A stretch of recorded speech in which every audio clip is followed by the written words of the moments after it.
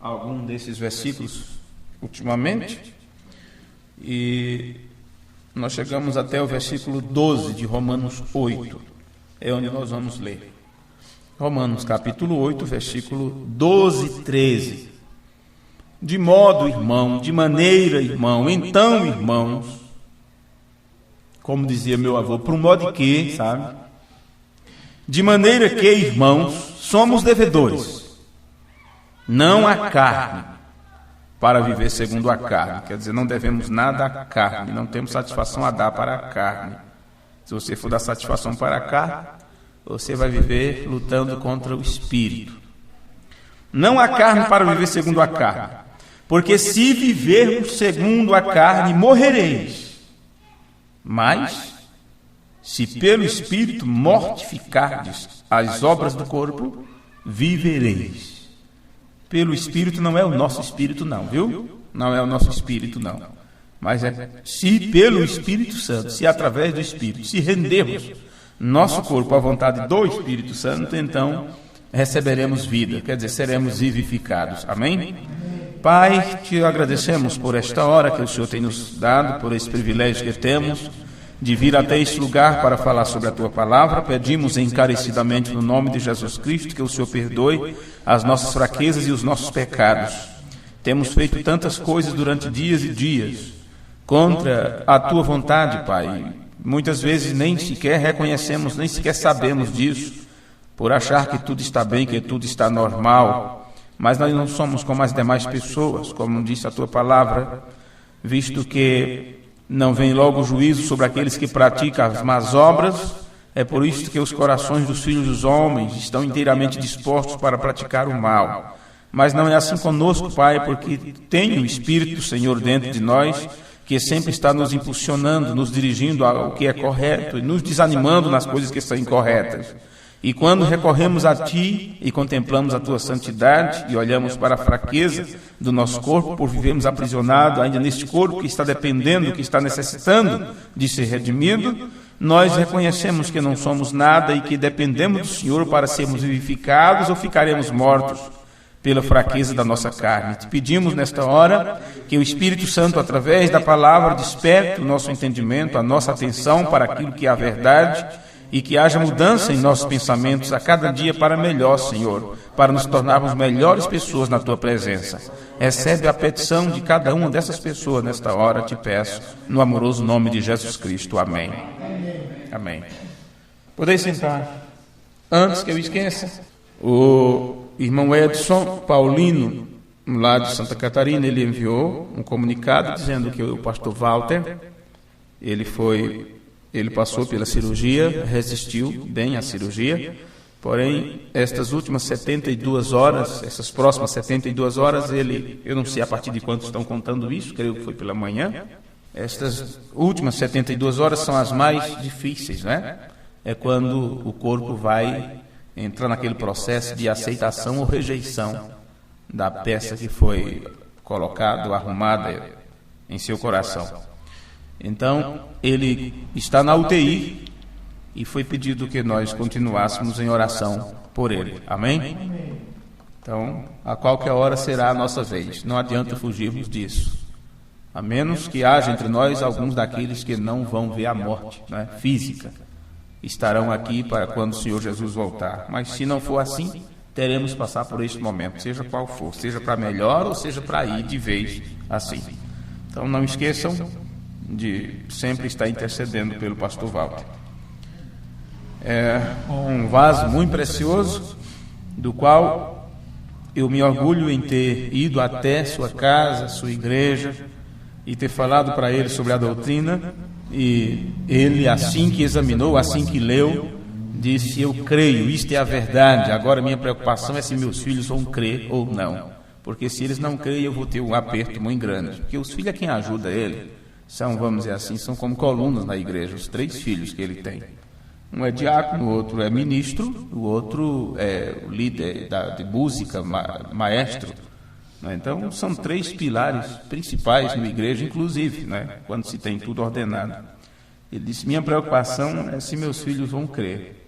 Porém, os filhos, quando examinaram, abraçaram, estão juntos já há alguns anos.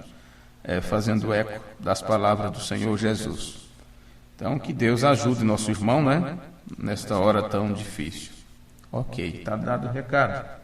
Bem, nós estamos vindo de alguns pensamentos aqui, eu lembro que foi baseado, creio que no parágrafo 75, 77, 78, por aí, do sermão, a palavra falada é a semente original, segunda parte, onde o profeta do Senhor disse que a vida de Deus ela tem que reproduzir-se da mesma maneira. Lá na frente, não importa se é uma pequenina medida desta vida que está em alguém. Se não tiver essa medida, você não vai produzir a vida dele. Jesus é o filho primogênito, o primeiro entre muitos irmãos. Nele a vida de Deus se manifestou em plenitude. Quer dizer, nada ficou fora de Jesus Cristo. Tudo que é Deus estava ali, naquele corpo, manifestando as obras de Deus. Deus em Cristo, de forma total, completa. Nos outros filhos é por medidas, pequenas medidas. E aí a medida depende da vontade de Deus para com cada um. Se ele deixou anotado lá, antes da fundação do mundo, para que em mim se manifestasse 1% ou 0,1%, e em você se manifestasse um total de 50%, e no outro irmão 25%, e no outro 75%, e no outro 100%, como aconteceu com Jesus, o que importa? O que importa? Isso não quer dizer que em mim, que é 0,1%, é menos, ou sou inferior a você, que é 99% ou 100%. Aquele que, em quem Deus se manifestou 100%, ele não teve, vamos dizer assim, amor pela sua própria vida. Ele entregou. Porque amor é uma coisa que você não guarda para si. Não tem como. Amor não se guarda, amor não se fecha, amor não se prende. Amor é algo que quem tem, entrega. E quem entrega amor sempre terá mais amor para dar. Não adianta dizer eu amo fulano e não manifestar esse amor. Eu amo minha esposa e não ter gesto e não dar este amor. E não provar por atitude que amo. Eu amo meu esposo e não entregar-se. Total e completo. Total e completa. A um e a outro. Não tem como você dizer eu amo fulano, eu amo ciclano e fugir de reverenciá-lo e lavar os pés como Jesus fez. Então o maior chega a servir ao menor. Portanto, qual é o mais importante nesta grande família? Se o filho primogênito, se o principal entre muitos irmãos, o mais velho, o modelo, o padrão estabelecido por Deus, foi o primeiro que se entregou, se fez nada para que nós tivéssemos tudo. Vê? Então aí está. Se em você tem 10% e no outro 50%, o outro 0,1%, se tem uma quantidade da vida de Deus em cada um de nós, todos nós teremos que produzir a vida de Deus como Jesus produziu. Não tem outra forma, meu amigo, não tem outro jeito. Agora, ok. Então nós viemos deste pensamento, são 2 cultos, 3 cultos que estamos falando sobre isto, e mostrando que esta vida de Deus é o que é a mesma coisa. Ontem, hoje e para sempre. Então, claro, isso foi, eu perco a quantidade dos cultos, foi sábado à noite, um dia aí, domingo à noite aqui, não é?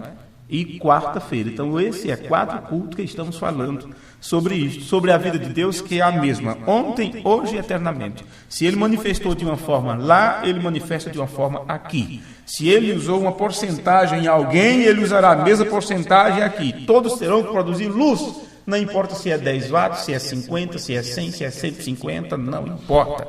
Todos estão sendo irrigados pela mesma energia. Agora, cortou a energia, acabou. Quando você corta o modelo, corta o padrão, não tem como a vida fluir até você. Aí você começa então a manifestar outra vida, que seria uma vida híbrida. Uma vida híbrida. Bem, mas voltando aqui às Escrituras, porque eu estou apenas comentando os cultos anteriores, aqui diz de modo, irmãos, que somos devedores não à carne, para viver segundo a carne. Porque se viverdes segundo a carne, morrereis. Mas se pelo Espírito mortificardes as obras do corpo, viverei. Esta aqui é a chave, viu? E eu concluí o culto anterior nesta parte. Por quê? Se somos filhos de Deus, Deus quer que cada um de nós, vivamos de uma forma que lhe agrade. Porque a vida é um dom, é uma dádiva. Tudo que Deus nos dá são presentes, não merecemos nada. E aprendemos o que esses dias com a viagem do reverendo Marinina, Porque quando um pai dá um presente, quando você dá um presente para alguém, você quer que aquela pessoa utilize aquele presente. Não é? Você quer que a pessoa utilize aquele presente. Você compra um presente para seu filho porque ele cumpriu anos ou alguma coisa assim, e ele pega aquele presente e joga de um lado, vai brincar com outras coisas, você fica triste, desperdiça meu dinheiro, porque quando você compra um presente, você vem tão contente querendo que aquilo seja utilizado, pelo menos um olhar de gratidão, uma alegria. Isso te faz dar mais presente. Agora, se Deus nos dá sua vida, nos dá sua palavra, nos dá de seu espírito, e nós não utilizamos, isto é como se não gostamos desta comida, não gostamos deste alimento. Foi assim que aconteceu nos dias de Jesus de Nazaré. Eles não gostaram do tipo de palavra ou de comida que Jesus estava para oferecer. Vê? Então, isto é muito importante nesta formação do nosso caráter, neste tempo, quando estamos caminhando para a adoção. Porque, como eu vos disse no culto anterior, quando o eleito sabe quem ele é, quando ele sabe quem ele é, então ele está pronto para ser colocado como filho, separado. Veja, são filhos que são separados para uma posição mais elevada, a posição de confiança. Então é quando essas pessoas estão prontas para receber a herança eterna. Antes disso, não, mas só depois que há este reconhecimento. Então, continuando neste mesmo papo, não é? Deixe-me ler para vocês o que disse William Branham no sermão Chuva temporânea e tardia, que eu acredito que em outra tradução seria a chuva seródia, que é uma chuva tardia, quer dizer, fora do tempo. É aquela chuva que vem, a semente está lá, nem estava esperando, já estava entregue. Não é? Já estava entregue, daqui a pouco vem aquela chuva que renova tudo. Bem, ele pregou esse sermão no dia 3 de março de 1960, parágrafo 48. Se alguém tem este sermão já traduzido e estiver em outro parágrafo, eu preciso. Agora isto nunca aconteceu desde aquele tempo até agora. Bem, esse parágrafo foi eu que traduzi. Então, por isso que eu estou dizendo, se alguém tem esse parágrafo traduzido por qualquer outro segmento, eu gostaria de ter esta mensagem traduzida. Isto nunca aconteceu desde aquele tempo até agora, porque Jesus disse que não o seria. Isso mesmo. Em alguma tradução está, isto é certo. Né? Porém, eu examinei tanto da tradução do inglês para o espanhol, e a expressão melhor foi esta, isso mesmo. Mas agora estamos aqui. Agora deixe que o Deus do céu, que escreveu sua palavra, veja quem é o autor da palavra, viu? E veja como ele diferencia aqui a relação entre Deus e seu Filho. Porque estamos falando da vida de Deus que segue se multiplicando, e a vida do Pai passa para quem? Passa para o Filho. Veja, genealogia de Jesus Cristo, Jesus filho de José, José filho de fulano, e aquela coisa toda, e vai até chegar lá. Geração. Vê? Então veja, isso mesmo. Deixe que o Deus do céu que escreveu sua palavra, deixe que o Filho de Deus que morreu e ressuscitou outra vez. Quem morreu foi Deus que escreveu a palavra? Não, quem morreu foi o Filho desse Deus que é o autor da palavra, não é? Deus tem um filho. Veja. Deixe que o Filho de Deus que morreu e ressuscitou outra vez, e que está vivendo presentemente, deixe que o sumo sacerdote, que é o Filho de Deus, não é Deus, viu? Não é Deus, que o sacerdote é aquele que intercede, é o mediador entre Deus e o homem. O que Deus fez foi mostrar um modelo para seu filho, porque o pai tem que ser o modelo para seu filho, ou não é assim? Por isso que primeiro Deus se apresentou na forma de Melquisedeque, e William Branham disse, quem é este Melquisedeque, senão Deus mesmo? E o que é que Deus estava fazendo? Estabelecendo um modelo no qual seu filho seguiria. Por isso é dito sobre o filho, tu serás sacerdote para sempre, segundo ou depois de acordo com, conforme a, segundo a ordem de Melquisedeque. Mais claro do que isso, meu filho, só se levar lá para pertinho do sol para ver se você enxerga. Que às vezes não está bem claro e a pessoa, que nome é esse? Que letra é essa? Vai lá para perto do sol da justiça para ver. Observe. Tu és sacerdote para sempre, segundo a ordem de Melquisedeque. Isto falando sobre o Filho de Deus. Então, o Filho de Deus que é o sacerdote. O que Deus fez foi estabelecer a ordem, o modelo que o Filho seria, como sacerdote, aquele que traz a palavra, o pão e tal. Ok. Por isso que é chamado Filho do Deus Altíssimo. E veja lá, bendito seja Abraão, filho do Deus Altíssimo, e assim sucessivamente. Então deixemos o sumo sacerdote, que é o Filho de Deus, venha a mim e fale e use meu corpo, meus lábios, porque os únicos lábios que ele tem são os teus e os meus. Vê, seu corpo está à destra de Deus. Em outra tradução seria a mão direita de Deus. Seu corpo está à destra de Deus, não retornará. Eu achei importante, interessante isso aqui. Quando retorna, tudo terminará. Isto parece um jogo de palavras. Porém, se você olha o início da leitura, ele está dizendo, agora, isto nunca aconteceu desde aquele tempo até agora, porque Jesus disse que não seria. Veja, não aconteceu daquele tempo até agora. Agora, se hoje tivéssemos que ensinar, como muitos estão ensinando, que Jesus já veio, então tudo teria que ter terminado, concluído e terminado. Porém, estamos em um processo de culminação. Então não terminou, ou ele não retornou ainda. Como pode Jesus, o Filho de Deus, ter descido ou ter vindo, se ainda estamos aqui, se o milênio não está estabelecido, se o leão vê o tadinho do cordeiro, só sobra lã? Nem sei se sobra lã, coisa nenhuma. Mas Antônio sempre gosta daquelas reportagens, né? Aqueles animais pulando e rasgando de dente, aquela coisa toda. Coitado do boi búfalo, meu Deus do céu, não pode atravessar o riacho, o rio, no rio. Já que os crocodilos estão lá, dá cada puxada pela tromba do focinho do camarada, enquanto a boiada sai na carreira, um fica para trás, um é sacrificado. Vai atravessar o Araguaia com boi para ver as piranhas o que é que faz. Agora, você acha que tem isso no milênio?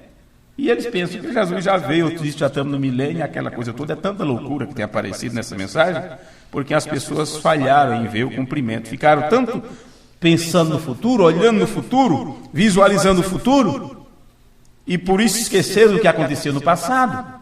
E aí não vê nada que está acontecendo no presente, fica com essa loucura. Veja, seu corpo está à destra de Deus, não retornará. Quando retorna, tudo termina. Em outras palavras, não retornará até que estas coisas estejam concluídas. Porque estamos pregando isto por partes. Mas se você lembrar das coisas que eu preguei nos cultos anteriores, que foi dito no primeiro culto de sábado passado, foi dito que Moisés não teria o ministério, Jesus não teria o ministério, Paulo não teria o ministério, William Branham não teria o ministério, se não tivesse pessoas para crer naquele ministério. Agora, depois, esses homens todos foram sacrificados, todos tiveram que morrer. E foi dito, porém, isso não aconteceria até que eles concluíssem seu trabalho.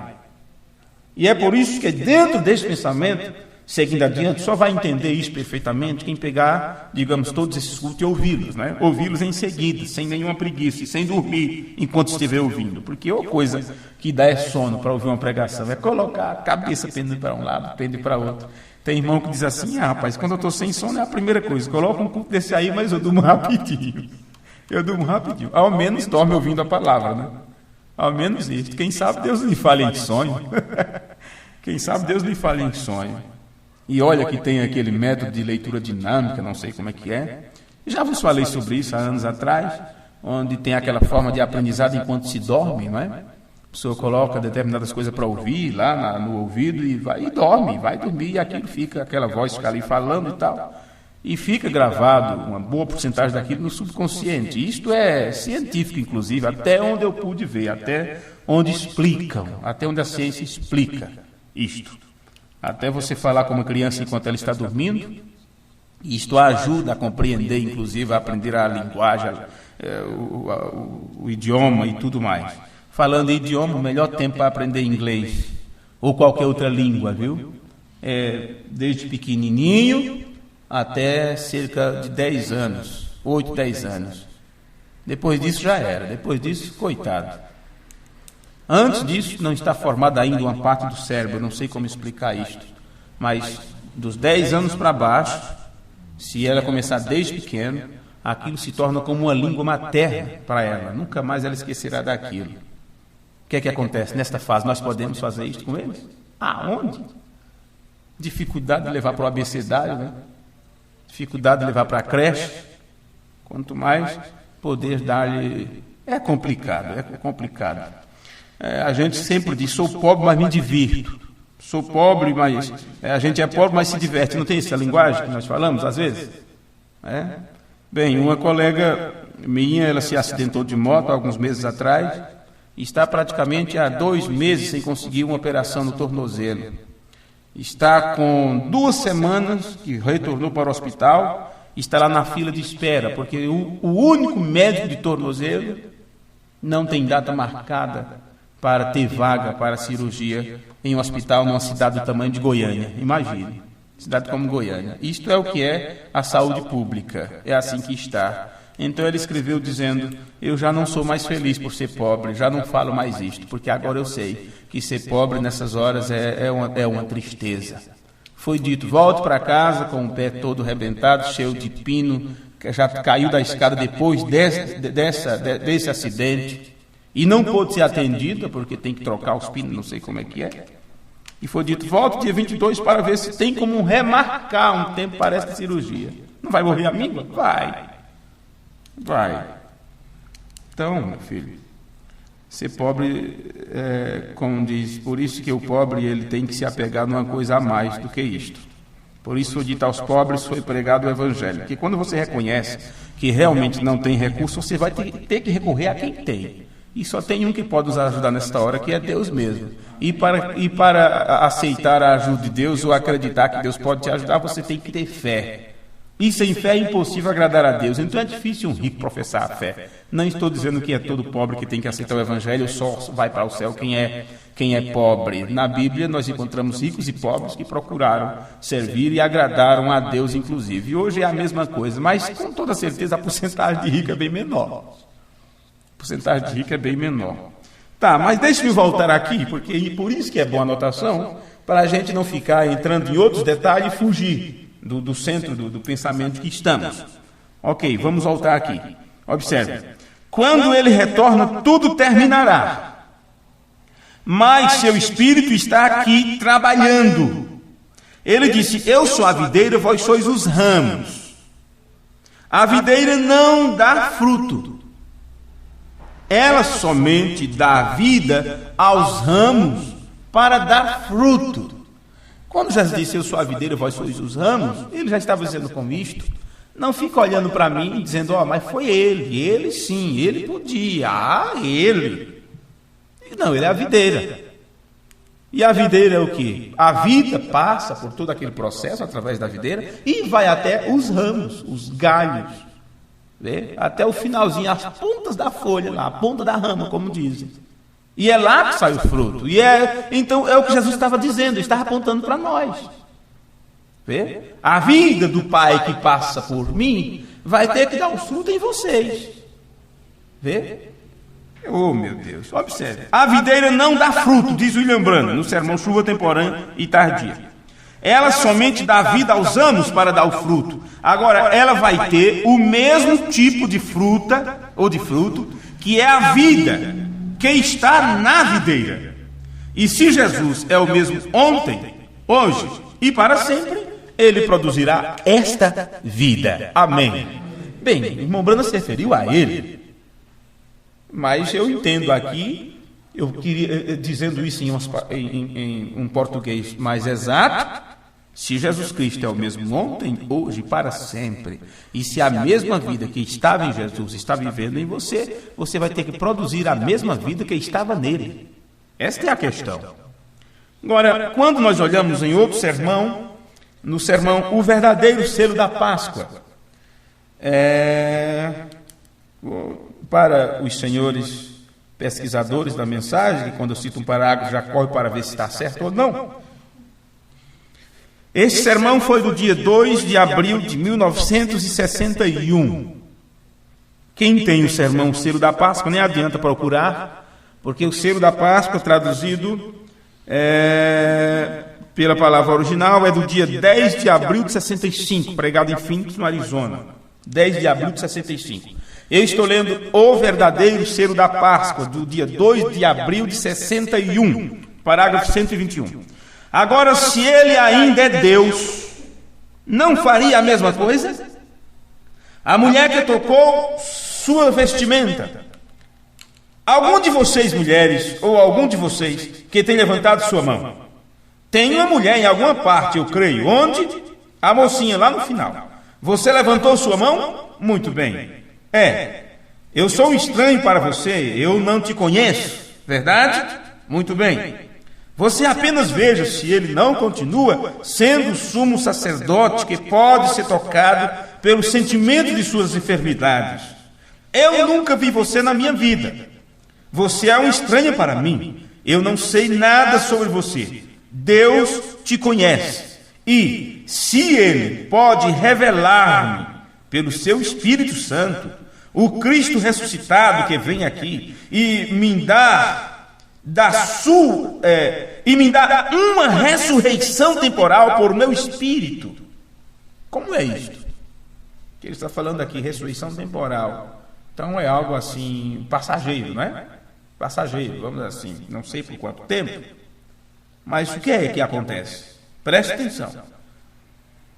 Se ele pode revelar-me pelo seu Espírito Santo, o Cristo ressuscitado que vem aqui, e me dá uma ressurreição temporal por seu Espírito, que meu Espírito se mova de mim, quer dizer, saia de mim. Como eu estava olhando lá, fazendo essa tradução deste parágrafo também, eu pude perceber que seria se mova de mim, mas eu já percebi que quando traduzir, alguém pode traduzir saia de mim, saia de mim. Porque é aquela coisa, sair do caminho, sair da frente. E não tem como uma pessoa estar, digamos, diante das pessoas e dizer, eu vou sair daqui para Deus falar com vocês. Então temos que prestar atenção quando o Mombrando diz que o dom em operação é isto, é o homem sair da frente e deixar Deus trabalhar. Então a única forma do homem sair da frente seria realmente sair daqui para ali. Como disse o irmão, olha, você não está no meu lugar, fica no meu lugar para você ver. Eu não estava contando o caso para o outro, rapaz, nem assim não. Meu amigo, a coisa triste para o meu lado, é que você não está no meu lugar. Fica no meu lugar para você ver. Ele foi lá, puxou, sentou lá, disse, não estou sentindo nada. Você não está ficando no meu lugar. Foi lá, puxou de novo. Não é assim, rapaz. Não é assim que se sente no lugar do outro. Se você estivesse no meu lugar. Aí que está. Como é que sai da frente para Deus trabalhar? Como? Foi o que William Branham fez, Paulo fez, Moisés fez, Jesus fez. Então não foi esses homens que fizeram, foi Deus que fez, Deus realizou, Deus que curou, Deus que operou milagres, sinais e maravilhas, Deus que falou a palavra, Deus que parou a tempestade, Deus que criou o esquilo. E disseram William Branham, Branham disse, eu nada, ele só tomou minha voz, eu emprestei minha voz, eu só estava lá quando ele fez estas coisas. Amém. Muito bonita a forma como o Mombrando apresenta, né? Apresentar as coisas. Bem, ele pode me dar uma ressurreição temporal por meu espírito, que meu espírito se mova de mim e seu espírito entre, para que você saiba se ele está vivo ou não. Agora, eu não te conheço. Esse sou eu. Eu e meu espírito não conhecemos a você, mas ele a conhece. Mas ele, veja, este que a conhece, quer tomar emprestado meu corpo para provar que ele é o Cristo ressuscitado. Eu estou tão feliz por emprestar-lhe a ele, entregar a ele, para que ele tire dele, quer dizer, desse corpo, desse vaso, todo o proveito. O Mombrando estava feliz com isso, em poder entregar-se nas mãos de Deus para que Deus tirasse todo o proveito, né, que ele desejasse daquele corpo. Agora, isso foi o irmão Brana. E quanto a nós? Muito bom falar dos milagres de Jesus, de coisas que Jesus fez, do que Paulo fez, como se fossem homens, como se cada um deles fossem super seres, né? Excetuando o Filho de Deus, como se eles fossem super seres. Mas mesmo Jesus, você sabe, sendo em forma de Deus, ele não teve por usurpação ser igual a Deus, e assumindo a forma humana, ele humilhou-se a si mesmo, não só assumiu a forma humana de homem, mas de um servo, de um criado, de um lavador de pé. Veja, quanto a nós, por que temos que ser diferentes? Por que temos que nos colocar naquela posição de, você sabe, nós somos humanos? Eles também eram. Qual seria a nossa atitude? Se Deus quer nos usar, se Deus quer usar nosso corpo, e se Deus quiser usar teus lábios para falar com alguém, o que você vai fazer? O que você vai dizer? Se Deus quiser usar suas mãos para ajudar alguém, como é que Deus ajuda? Estou morrendo de fome, irmão, vamos orar para ver se Papai do Céu manda comida. Talvez venha uma tempestade de cordonize, né? de manjar, de maná. Não é assim que a gente faz? Foi assim no caso da compra do apartamento, né? Quando eu fui pedir ajuda para um determinado pastor. Olha, não estou pedindo dinheiro, é apenas um empréstimo por alguns dias só para segurar o negócio. Irmão, isso é muito difícil. Vamos orar. E eu não vejo essa dificuldade hoje. Eu não tenho o que esses homens têm. De maneira nenhuma. Não entendo. Complicado. Tá, e se Deus quiser usar tuas mãos para ajudar alguém, como é que você faz? Como é que você ajuda? Eu distribuí tantas cestas básicas, eu fiz isto, eu fiz aquilo, dei tanta soma de dinheiro. Então não foi Deus que fez através de você. Você já está ganhando um nome com essa dádiva, com essa coisa que você está fazendo. Jesus disse, faça de uma forma que a tua mão esquerda não veja o que a direita está fazendo, ou vice-versa. Porque se é Deus que faz, por que você tem que ganhar a honra? O grupo tal e tal doou tanto para a instituição de caridade. Que galardão eles têm? É a mesma coisa quando você dá uma esmola porque alguém tocou a flauta para você, o violejo para você. Você ganha o que com aquilo? Você não está dando esmola, você está pagando pela música que está ouvindo. A verdade é essa, o seu galardão já está ali. Vê? Dê a esmola, mas não por causa daquilo, né? Ele tocou bem, vou pagar. Merece. Então você está pagando pelo trabalho realizado. E como já tem a ideia de que ninguém dá esmola, de que as pessoas não têm essa prática de ajudar os necessitados, por causa de que mesmo? De tantos infelizes que se infiltraram e que enricaram com isso e não querem saber trabalhar porque pedir esmola dá mais dinheiro. Então quem é que vai mais dar esmola por aí afora? E já está o alto-falante dizendo, não dê esmola, não faça isso, não, como é que ele diz? Não incentive esta prática. Não se tem mais direito de pedir esmola. E não é por causa dos necessitados, não. É por causa desses usurpadores, desses infelizes que, como tem muitos que têm tantas casas de aluguel por aí afora, e sai contando vantagem, e veste uma roupa velha, um bisaco do lado, uma sandália faltando as riatas, e sai se fazendo de cego, puxando uma perna e pedindo dinheiro de rua acima e rua abaixo, ou de trem em trem, e dinheiro, e depois conta. Olha aqui, se eu estivesse trabalhando não tinha ganhado isto. Então eu até penso, até acredito que esses que não dão esmola, você que encolhe sua mão e não a estende, acredito que você até não vai ser cobrado por isso, não. Não sei comentar esse detalhe agora, porque eu não pensei direito sobre isso para estar falando dessas coisas. Então vamos esquecer esse assunto. Tá. Observe. Se Deus quiser tomar emprestado teus lábios para falar, está pronto você a deixar Deus falar através de você? Se Deus for usar tuas mãos para ajudar alguém, está você disposto a ajudar e reconhecer que eu posso ajudar, porque Deus tem me dado? Dá e te será dado. disse Jesus. Mas quando eu dou, eu já fico pensando nisso, aí já vai me faltar o mês que vem, aquela coisa toda. Será que é assim? Agora, e se Deus quer usar teu coração para orar por alguém? Ou será que o nosso coração está pronto apenas para olhar para a vida das pessoas e julgá-las e condená-las? E quando falamos das pessoas, você viu fulano, você viu ciclano, olha fulano, rapaz, tu não sabe o que aconteceu com ciclano. Nosso coração está só nisso? Nunca vem ao nosso coração aquele desejo intercessório de, meu Deus, fulano de tal, irmão ciclano, fulano de tal assim, e está passando por isso, por aquilo, aquela situação não é própria, aquilo não é legal, aquilo não é bom. Eu vou orar por esta pessoa, Senhor, tenha misericórdia, ajuda meu irmão, ajuda minha irmã, ajuda meu esposo, minha esposa. Será que fazemos isto? E não vemos que este é o mesmo sentimento que estava em Cristo Jesus, de interceder pelas pessoas, ou esse espírito intercessório de Cristo não está em nós? Então, vamos entregar para Ele nosso corpo, nossos lábios, nossas mãos. William Branham disse neste parágrafo aqui, Ele não tem outra boca, outros lábios e outras mãos, a não ser os meus e os teus. No sermão O Verdadeiro Selo da Paz. Vê? Então veja, você não deveria se sentir mal porque Deus quer usar você.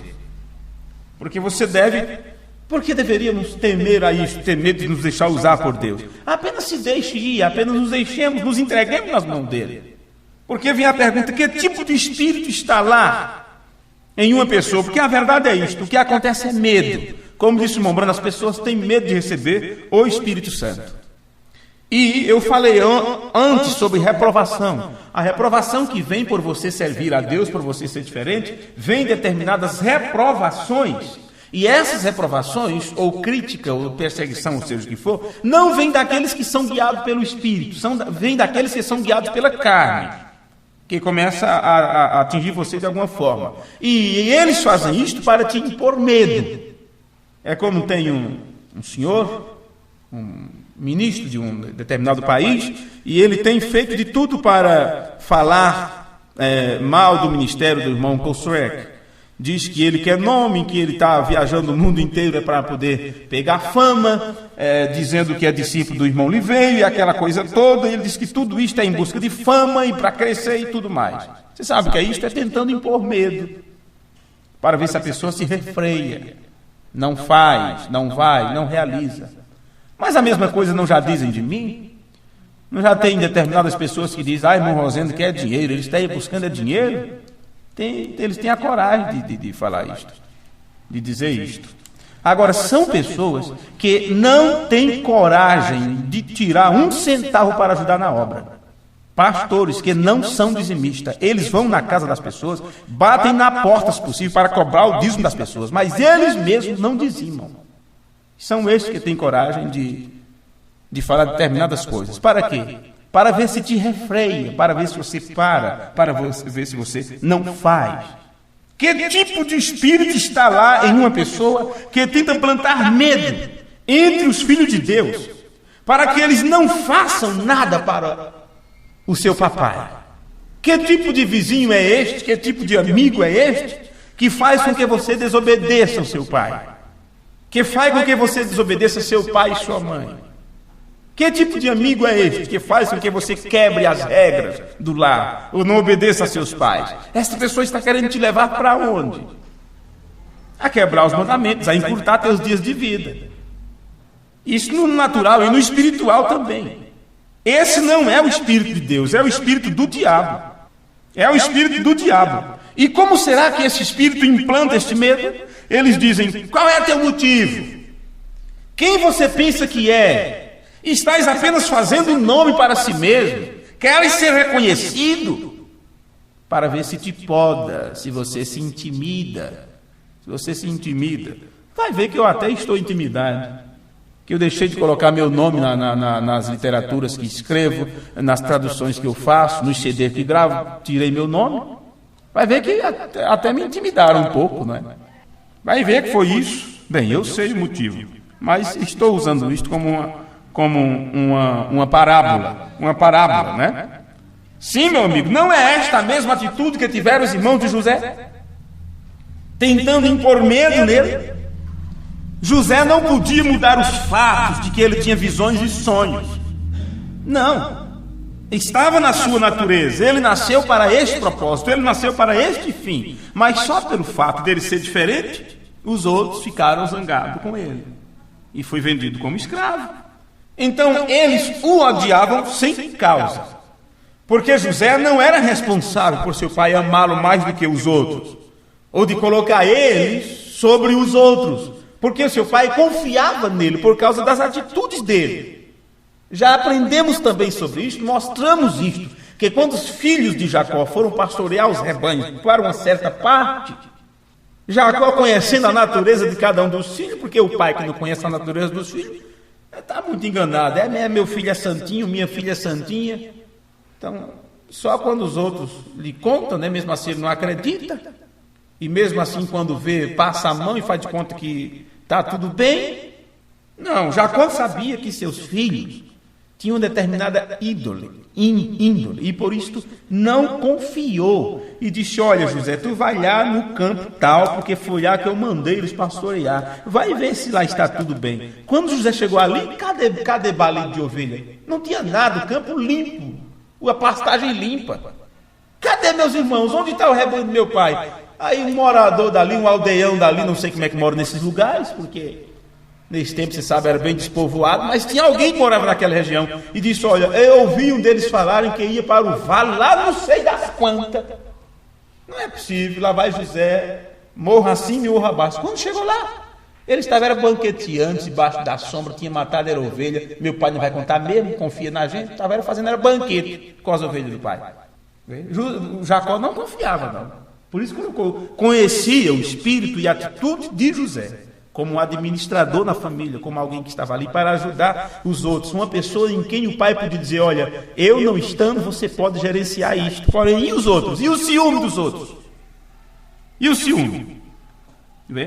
Então José não era responsável, ele não era responsável pelos sonhos que Deus deu para ele, os sonhos que Deus lhe deu, significa então que seus irmãos odiaram a ele sem nenhuma causa. E olha, eles fizeram a mesma coisa com Paulo. A mesma coisa, o mesmo ódio, a mesma perseguição. E você sabe que Paulo nem era um veterano, Paulo não era um dos primeiros. E eu espero que isso que está sendo dito agora possa ser compreendido de forma bem clara, bem sucinta, bem precisa. Paulo não era um veterano, não. Ele não tinha caçado com Jesus, ele não tinha comido com Jesus, ele não tinha viajado para as reuniões de Jesus? Não. Ele não tinha pegado a peruca do irmão Brando, ele não tinha coberto o corpo do irmão Brando no caixão. Eu espero que as pessoas compreendam isto. Não. Mas ele se encontrou no poder de sua glória. Paulo encontrou a Jesus no poder de sua glória. Pôde vislumbrar a doxa de Deus. Por isto, ele teve que ficar 3 anos e meio no deserto, estudando, comparando. Não é possível, isso que me atingiu agora, isso tem que bater com tudo que está no Antigo Testamento. Ele encontrou com a doxa de Deus, com a glória de Deus. E Paulo não foi desobediente à visão celestial que Deus lhe deu. Então, quando Deus lhe enviou, ele foi. Ele foi e acabou. Onde você estava? Tu pertencia a qual grupo? Tu não é dos veteranos. Tu não estava aqui no início. Eu nem te conheço. Como é que tu quer ensinar para nós? Como é que pode isso? Como é que pode aquilo? Não importa. Se Deus mandou, meu filho, vai e faz. E acabou. Porque quando Deus opera, ninguém impede. Operando Deus, quem impedirá? Deus abriu a porta. Quem tem coragem? Quem tem peito para fechá-la? Eu não tenho. Se Ele abriu a porta, eu quero entrar por ela. Não é? Se Ele abrir a porta, eu quero entrar por essa porta. Porque quando Ele abre a porta, Ele nos abre a sua palavra. E quem entra por esta porta, que é Cristo, a palavra manifesta, Ele diz, entrará e sairá e achará pastagem. Amém? Então vamos nos colocar de pé, porque esses assuntos são tão ricos e se eu estender, eu acredito que se torna cansativo se ficar por muito tempo. E esses cultos, parece que surte mais resultado do nosso aprendizado. Deus abençoe, vamos orar. Jesus amado, nós humildemente na Tua presença estamos mais uma vez, neste final de reunião, pedindo ao Senhor a Tua bênção sobre as nossas vidas, pedindo que o Senhor nos ajude, Pai, Sabemos que essas coisas são a verdade das Escrituras, da Tua Palavra, Senhor, e Tu pode nos ajudar a compreendê-las, porque senão passaremos por alto tudo que é importante para a nossa vivência cristã, para o nosso aprendizado e caminhada espiritual. Que o Espírito Santo da graça possa trazer para nós graça e virtude, força, poder, e que possamos caminhar passo a passo em direção à Tua presença, para que possamos ser iluminados, purificados, justificados diante do Senhor. Que, Senhor, por aqueles que estão enfermos e necessitados, como irmãos que estão em cirurgia, que já passaram pela mesma, que estão hospitalizados, como o pastor Valdo, eu peço que o Senhor o ajude nesta hora na UTI daquele hospital, Senhor. Esteja com ele agora. Que o grande médico dos médicos esteja ali ao seu lado, que segure sua mão, que ele transmita poder, que ele transmita cura milagrosa e que ele seja restaurado, Pai. Porém, Senhor, sabemos que estas coisas que pedimos, temos que primeiro entender que tem que ser pela Tua perfeita vontade. Se é o Teu desejo, se é a Tua vontade, se está nos Teus planos, que assim seja, Pai. Se não for, que possamos reconhecer a Tua soberania em todas as decisões que Tu tomas, porque nós não temos controle sobre nada em nossas vidas. E deixamos o controle nas Tuas mãos, e quando o Senhor agir, que possamos entender o agir do Senhor. E assim é cada pessoa aqui neste culto, a necessidade de cada um está diante de Ti, dos irmãos que nos ouvem nesta hora, que cultuam conosco em seus lares, em suas residências, em cidades distantes, e aqueles que futuramente se assentarem ou dirigindo, ouvirem esta pregação, que eles sejam também ajudados e abençoados pelo Senhor. É no nome do amado Filho Jesus Cristo que nós oramos e Te pedimos. Amém. Amém. Deus os abençoe. Deus os guarde. Até o culto de domingo, se o Senhor nos permitir.